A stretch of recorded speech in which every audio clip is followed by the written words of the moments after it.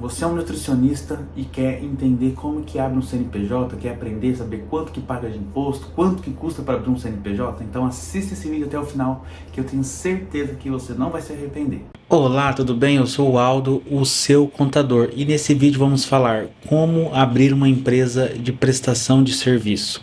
Então vamos lá, se você é médico, advogado, arquiteto, fotógrafo, videomaker, qualquer prestador de serviço, profissionais da saúde, profissionais liberais, esse vídeo é para você. E se você é MEI, também fica nesse vídeo que você vai entender como é que é uma empresa de prestação de serviço, quais são os limites, você vai aprender várias coisas nesse conteúdo. Mas antes de começar esse conteúdo, eu vou pedir para você, se inscreve no canal, já deixa seu joinha e me segue no meu Instagram, @contadoraldodias, eu vou te esperar lá, beleza? E bora pro conteúdo. E se porventura você está precisando de um contador, de uma contabilidade especializada em negócios, tanto digitais, prestadores de serviço, que conseguimos atender em todo o Brasil, nosso link está aqui na descrição, nosso site, ACD Contabilidade Digital. Tenho certeza que a gente pode ajudar o seu negócio, montar, formalizar e ajudar ainda a melhorar. Mas vamos para o negócio. Então, se você é qualquer tipo de prestador de serviço, né, autônomo, se você é engenheiro, qualquer tipo de profissão, e você está pensando, né, se vale a pena, né, como que abre uma empresa de prestação de serviço, esse vídeo tenho certeza que é para você e vou te ajudar muito. Então vamos lá. Quando você precisa ter CNPJ para ser prestador de serviço? Não. Você pode prestar o serviço na pessoa física sem problema nenhum. Mas qual que é o problema? Você paga muito mais imposto do que se você tivesse uma PJ. Vamos lá. Quando você trabalha na pessoa física como autônomo, tem algumas obrigações que você tem que cumprir e eu vou te mostrar agora para você entender. Então, quando você é autônomo, normalmente você paga na prefeitura, depende de cada estado. Vou falar aqui do estado do Mato Grosso do Sul, né? Do MS. Você paga 5% de ISS, esse é imposto sobre o serviço. Então, quando você emite uma nota pessoa física, você vai pagar 5% de imposto.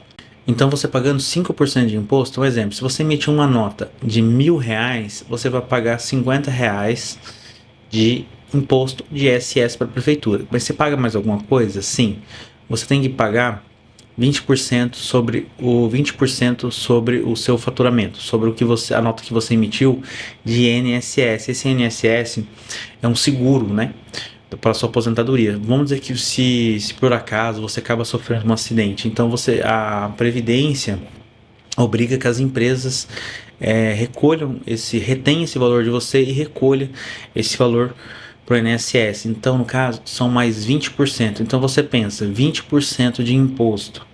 5% já foi para o ISS, mais 20%. 20% sobre 1.000 é 200. Mais 50 que você já tinha pago, já foi 250. Quer dizer, de 1.000, você vai receber só 750. Só que não acabou por aí. Qual é a outra obrigação anual que você tem? O imposto de renda pessoa física, tá? Esse imposto de renda pessoa física, ele depende do quanto você faturar. Começa ali a partir de 1.700 e pouco e já entra numa líquida de 7,5%. E quanto mais você fatura, essa alíquota vai subindo, ela chega até 27,5%. Então você imagina o quanto de imposto você está pagando por ser uma autônoma pessoa física, tá bom? Então, vou dar um exemplo, se fosse na PJ.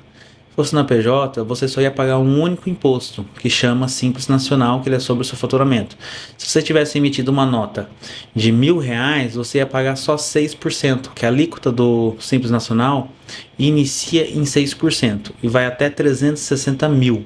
Então, uma nota de R$ 1.000, você ia pagar só R$ 60 de imposto.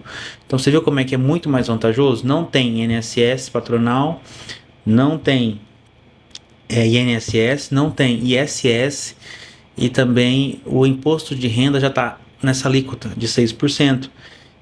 Então é muita vantagem. Então de mais ou menos 250, mais ainda o que você tinha que pagar de imposto de renda pessoa física, que daria mais ou menos, vamos dizer assim, vamos falar um valor maior, né? 5.000, 6.000, você ia pagar mais ou menos ali, mais ou menos uns R$ 2.000, entendeu? Sendo que 10.000 pela PJ, você vai pagar R$ 600. Então, quer dizer, com essa diferença, você coloca dinheiro no seu bolso e você ainda paga a contabilidade, ainda paga o seu contador para te orientar, beleza?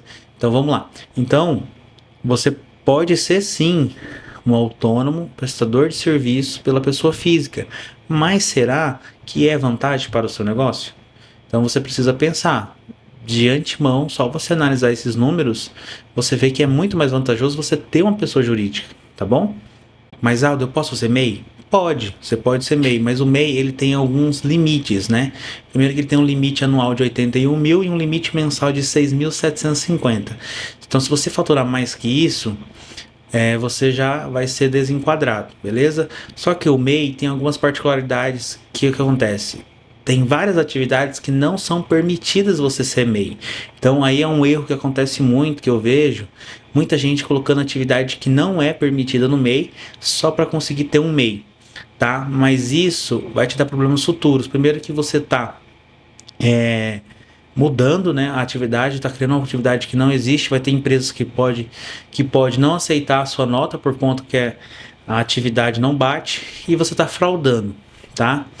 Mas tem outra desvantagem, é que o MEI tem algumas atividades permitidas, atividades de profissionais liberais, como contador, administrador, arquiteto, engenheiro, médico, profissionais em geral, né, dentista. Nenhuma desses profissionais que são profissionais com funções regulamentadas, com faculdade, eles não são permitidos no MEI. Então você não vai conseguir ter um MEI dessa atividade, entendeu? Então, isso é uma limitação. Tanto o KNAI, a atividade, quanto o faturamento, tá? E você tem que pensar muito bem, por quê? Porque se você já entra pensando, né, em tentando burlar, em tentando conseguir algo... claro que o MEI tem umas vantagens, que você paga uma guia de 60 e poucos reais por mês, mas só vale a pena se realmente for a atividade que você vai exercer. Mas se não for a atividade que você for exercer, ou se porventura você for faturar mais que esse limite, não é vantajoso você ficar no MEI, beleza? E também o MEI tem uma particularidade, ele existe um regime de previdência totalmente diferente do regime de um seletista, de um empregado normal. Vamos dizer que você vem a vida inteira contribuindo, né? A vida inteira, assim, vamos dizer que 10 anos, 15 anos você vem contribuindo como funcionário. Aí você tinha lá, vamos dizer que você contribuísse com 5 salários, 4 salários, né, 2, 3 mil reais, 4 mil reais.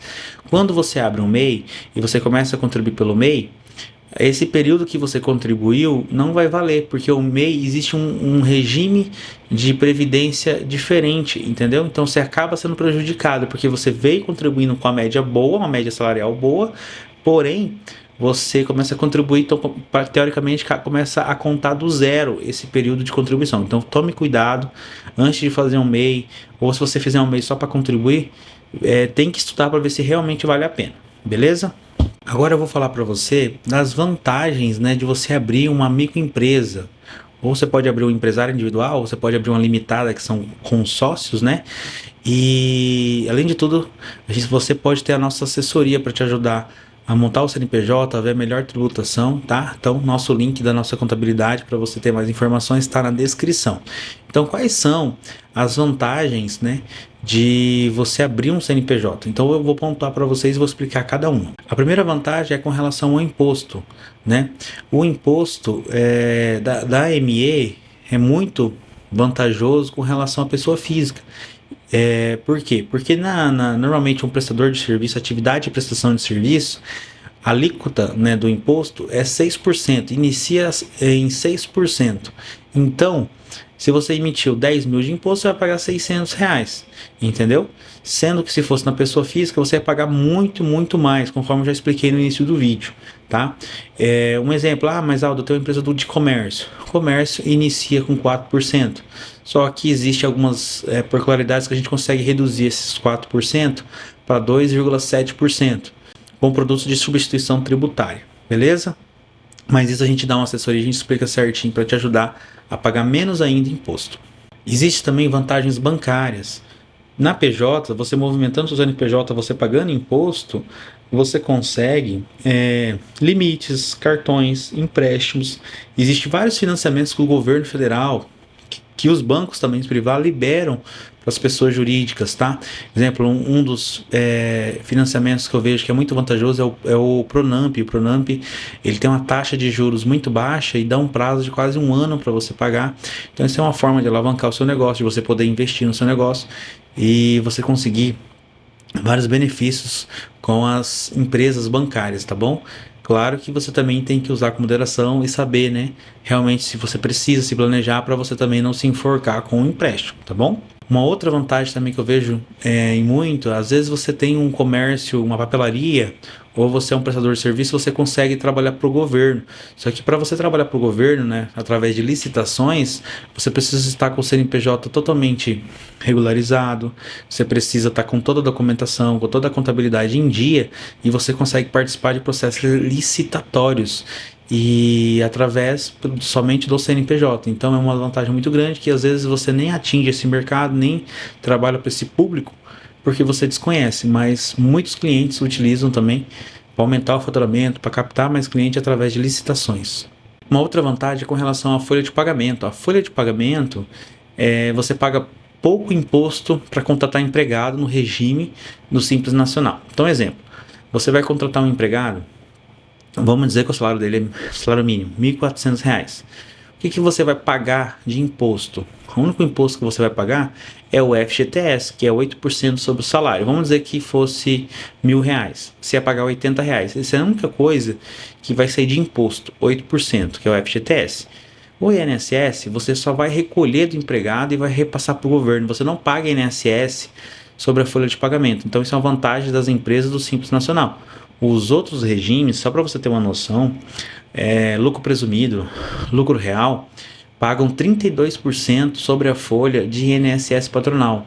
Então você imagina, um salário de R$ 1.000, um exemplo, você pagaria R$ 320 só de INSS patronal mais o FGTS de 8%. Então acaba ficando muito caro. E no Simples Nacional você tem essa vantagem de contratar empregado pagando um valor menor, beleza? Então é muito vantajoso. Às vezes você está se perguntando, mas Aldo, quanto tempo demora para abrir um CNPJ? Qual é o custo? Então eu vou passar mais ou menos um valor aqui da minha região, mas a gente atende todo o Brasil, vamos fazer um estudo de acordo com a sua prefeitura, de acordo com o seu estado, te passar o valor da abertura. Mas exemplo, hoje se você for abrir um empresário individual, que é um sócio só você vai pagar uma taxa de R$ 229. E se você for abrir uma sociedade, né, 2 pessoas, 2 sócios ou mais, que é limitada, você vai pagar uma taxa de R$ 450. Então, isso aí é para você saber também que não custa tão caro abrir uma empresa, tá? Às vezes você vai ver esses valores maiores, são de outras contabilidades querendo cobrar um valor exorbitante, né, para abrir o seu negócio, e nós da ACD Contabilidade, a gente sempre pensa no melhor para o nosso cliente, para economizar no bolso do nosso cliente, e ele conseguir empreender, né? Conseguir ir para